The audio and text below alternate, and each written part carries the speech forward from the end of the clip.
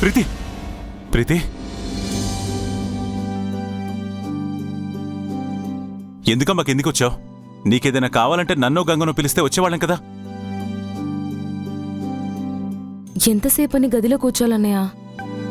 కాసేపు మీ అందరితో మాట్లాడితే టైం పాస్ అవుతుందని వచ్చాను. సరే రా.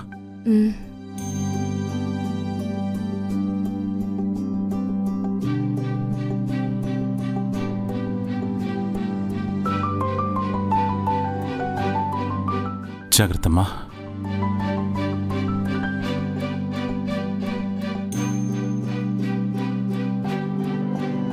ఏంటి నానా అన్నయ్య వైపు అలా చూస్తున్నారు? అన్నయ్య అంటే ఎలా ఉండాలో చూసి నేర్చుకుంటున్నానమ్మా.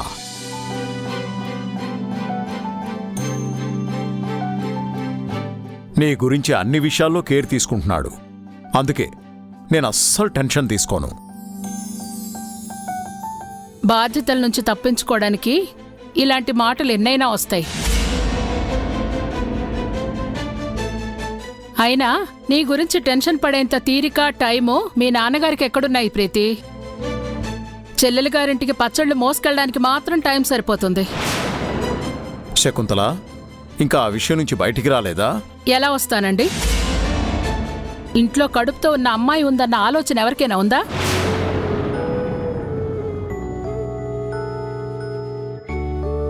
కళ్ళెదురుగా కనిపించినప్పుడు ప్రేమలు వలకపోయడమే గాని దాని గురించి ఎవరైనా ఆలోచిస్తున్నారా? ఇప్పుడు ఏం ఆలోచించాలి? ఈ వీక్లో డాక్టర్ అపాయింట్మెంట్ తీసుకోవాలి. తీసుకున్నారా? రుద్ర అన్నయ్య ఫ్రైడే అపాయింట్మెంట్ తీసుకున్నారమ్మా. నిన్న రాత్రే నాకు చెప్పాడు. పెద్దమ్మా, మీరేం టెన్షన్ పడకండి. ప్రీతిని జనరల్ చెకప్కి నేను ఫ్రైడే తీసుకెళ్తాను.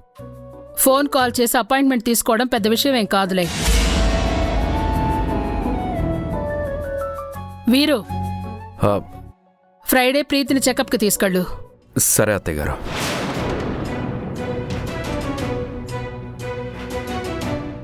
డాక్టర్ ఇచ్చిన డెలివరీ డేట్ కూడా దగ్గర పడుతోంది. నీకు సీమంతం జరిపించాలనే ఆలోచన కూడా ఎవ్వరికీ రావడం లేదు.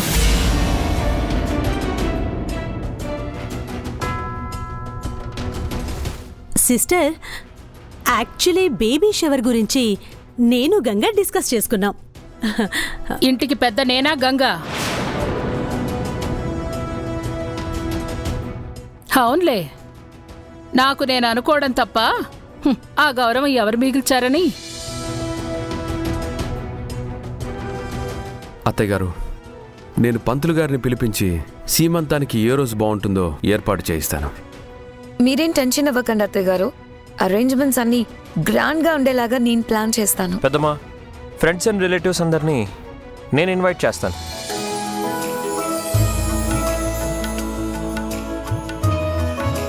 పైగా నేను బాగానే సంపాదిస్తున్నాను కదా. పుట్టబోయే కోడల కోసము లేదా అల్లుడి కోసము నేను గిఫ్ట్ కూడా ప్లాన్ చేస్తాను.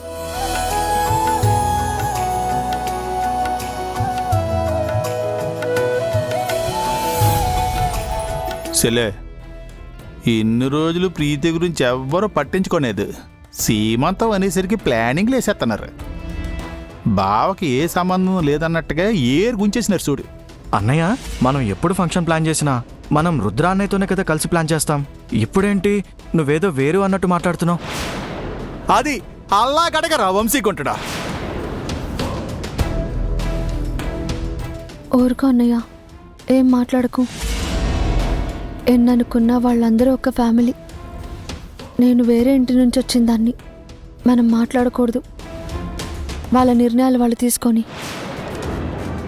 కోడలిగా నా బాధ్యత నేను నిర్వర్తించాలి. నువ్వు చాలా పెద్దదాని అయిపోయేసేలే. వంశీ, నేనేదో క్యాజువల్గా అన్నాను. నువ్వు చాలా దూరం ఆలోచిస్తున్నట్టున్నావు. Be practical, okay? Hey, what practical? See Surya, ఇంట్లో any function, any celebration Rudra హ్యాండ్స్తోనే జరగాలి.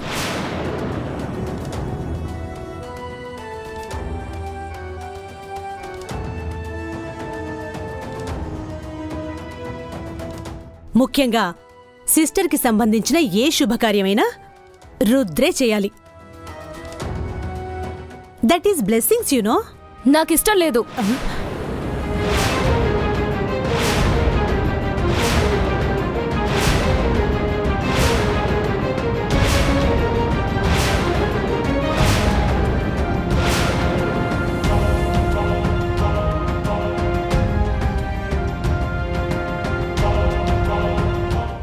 ఏమంటున్నావు ప్రీతి?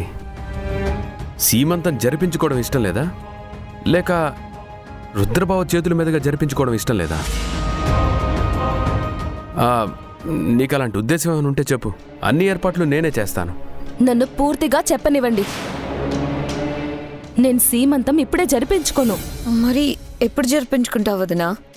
గంగోదిన బాక్సింగ్ మ్యాచ్ అయ్యాక.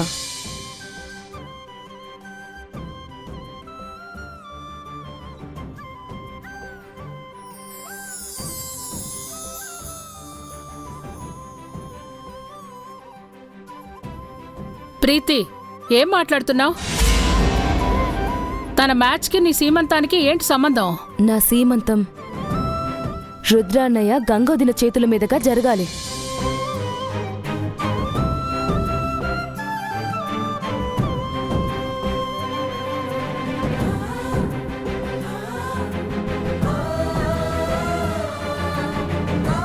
నా సీమంతానికి సంబంధించిన ప్రతి చిన్న విషయం వాళ్లే చూసుకోవాలి.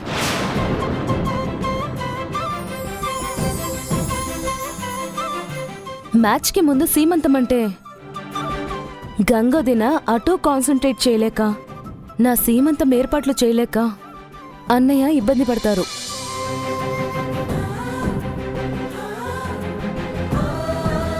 అందుకే గంగోదిన మ్యాచ్ అయిపోయాకే నా సీమంతం. తనెలాగో ఖచ్చితంగా గెలుస్తుంది. రేపు నా బిడ్డ పుట్టాక మీ అత్తయ్య బాక్సింగ్ ఛాంపియన్ నా సీమంతం చేసింది అని నేను చెప్పుకోవాలి కదా మరి.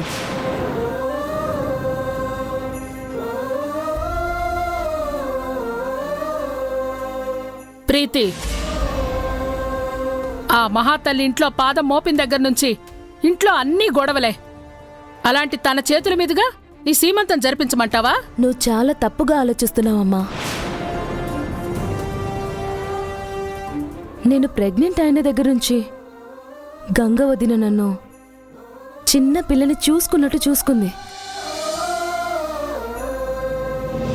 రుద్ర అన్నయ్య, నా చెల్లెలి బాధ్యత నీదే అని ఒక్క మాట అన్నందుకు ఉదయం లేచిన దగ్గర నుంచి రాత్రి పడుకునే వరకు తన పనులు చూసుకుంటూనే నా అవసరాలు చూసుకునేది.